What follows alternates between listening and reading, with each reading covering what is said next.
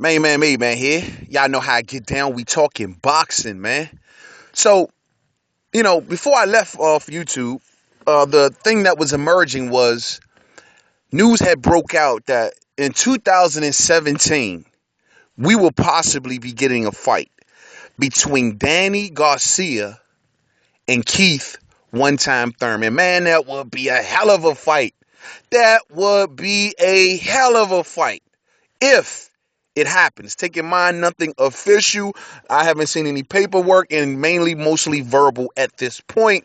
But they're stating that this fight will be a pretty much go sometime next year. Now, word had leaked out that Danny Garcia was searching for an opponent.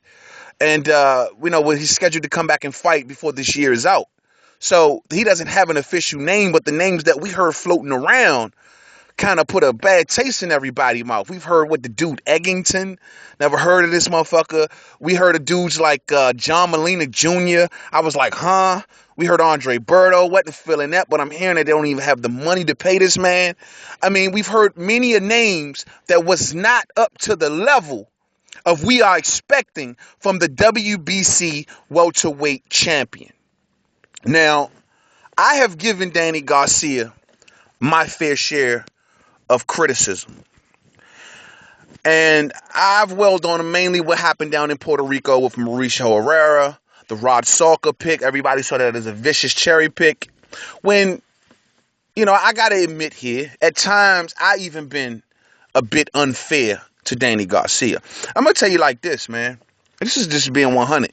If Danny Garcia faces Keith One Time Thurman next year, the tide is going to turn on Danny Garcia. Danny Garcia will be one of the most, right now, like everybody's pissed off at him and they're putting cherries all over his social media and shit.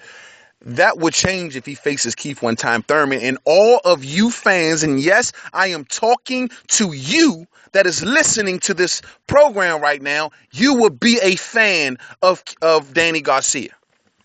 Because things will start to get put into a little more perspective then.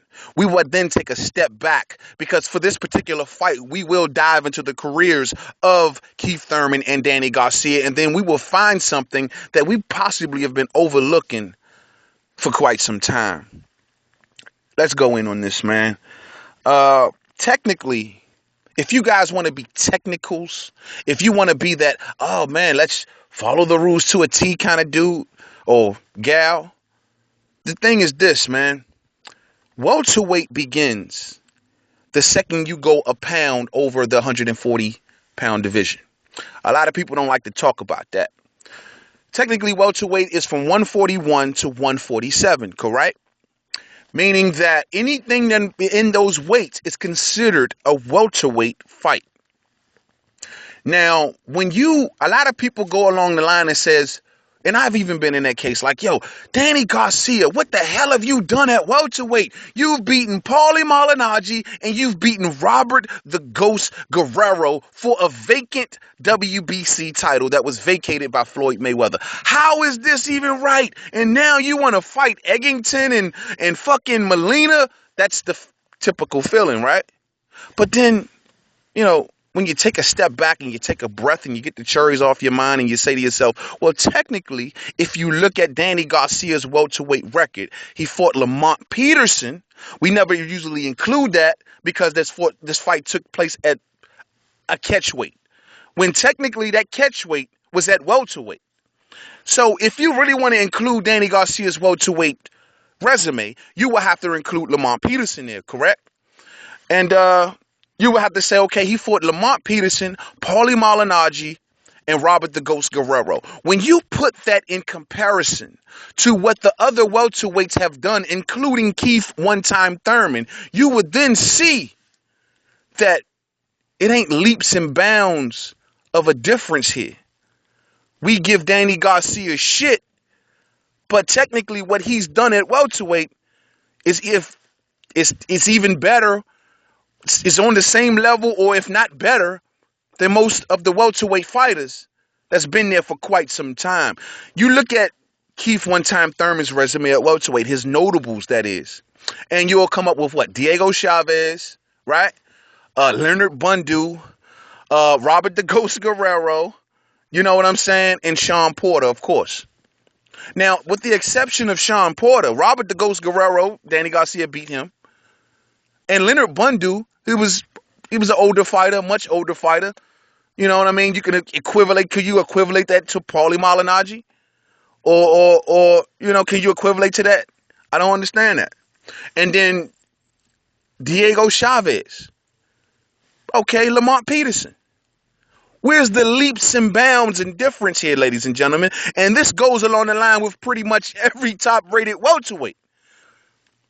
You know, though I slightly give the resume edge to Keith one-time Thurman, given his victory over Shawn Porter, the fact of the matter is, though, it's not like leaps and bounds ahead of Danny Garcia, man. Keith one-time Thurman fought and beat Shawn Porter for a vacant WBA Super Championship, in which he just all these years held that alphabet title because just like Amir Khan, right? Floyd Mayweather chose not to face his mandatory in Keith Thurman.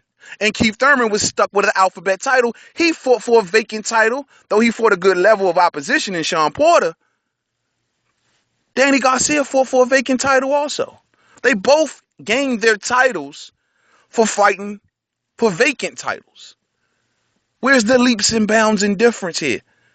You get where I'm going, ladies and gentlemen? So the only major difference that puts a straight up silver bullet ending to Keith one-time Thurman's argument is the fact that Danny Garcia has already dominated a weight.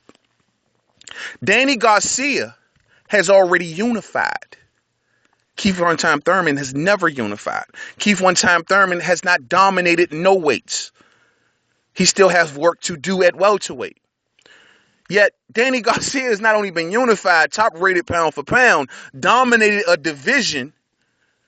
Well, was he undisputed? I'm not 100. I don't know if he wasn't undisputed, he was damn near undisputed. I mean, he's done it before, and now he's looking to do it again. You get where I'm going? So the point that I'm making to you, ladies and gentlemen, is that if Danny Garcia is so full of fucking cherries, I guarantee you, if he not only fights Keith Thurman, but he beats Keith Thurman, him going for the most hated, disrespected dude to a top-rated pound-for-pound fighter, the media groveling at his feet, and everybody showing love to Danny Garcia, and he can go from basically that to that in one fight. So a man who has allegedly cherry-picked his way to where he is, how the hell is he still in the position where one fight changes the entire narrative for him? And that's what people don't talk about. You can say what you want about Danny Garcia, but who's at welterweight? With the names that I've listed on Danny Garcia's resume at welterweight, who else? Who else? Shawn Porter has a pretty decent one, I guess, but it still isn't leaps and bounds ahead of Danny Garcia. These fighters were at this division long before Danny Garcia got there. Funny.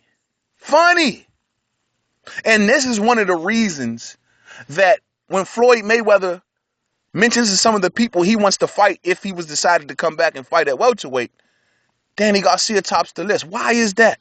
When he wasn't even at welterweight longer than the other fighters. Why is that? Why is that?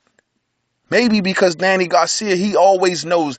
Al Heyman has kept Danny Garcia in a position where he can always get back to the top spot. It's never too far gone for Danny Garcia. And a lot of people criticize his lower level fights, but if you look at the lifestyle of Danny Garcia, and y'all know how he feels, it's money first when it comes to Danny Garcia, according to him and his daddy. It's money first. Y'all all know this. This is not why I don't dog him for saying he's a church. He let me know this is who I am. This is the mission that I'm on. I'm looking to make money off lower level fights and then go for the big fight. He told us this in fucking plain English. Y'all don't get it. Y'all the ones that don't get it. But this is who he is, and it's working for him because if you look at the lifestyle of Danny Garcia, the man lives good. The man lives damn good. He has businesses, him and his daddy. They have their own gym. They living good. They're doing something right. And on top of that, he's the WBC welterweight champion with one extra victory. If he defeats Keith Thurman next year, that's a big if. But if he does it, his career and legacy will be through the roof. We're talking history making. These are the type of things that will fall into perspective if Danny Garcia makes this fight. I don't care if he fights the janitor that cleans Manny Pacquiao's gym in the Philippines right now.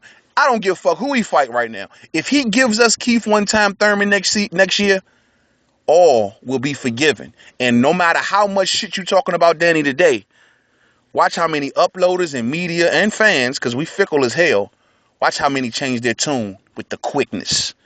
Real talk. To the next video, Main Man Made Man. Don't forget to subscribe. Twitter, Made Man 511. Facebook, Main Man Made Man Boxing Forum. Google Plus, Main Man Made Man. It is a pleasure to be back here, though. I've been fighting that fucking flu. I had no voice, man. So many things I wanted to talk about. But I wanted to really get this one down, man, because I owe this, if you will, to Danny Garcia. I've called him Danny the Gift Garcia. I've given him so much shit. But truth be told, I should already expected this and knew this is Danny Garcia we talking about, and this is how he feels. I'm not going to be like that in the crowd dude that, oh, just because you're pissed off at Danny Garcia, I'm going to be pissed off. Not my deal. Not my deal at all. So to the next video. Peace out.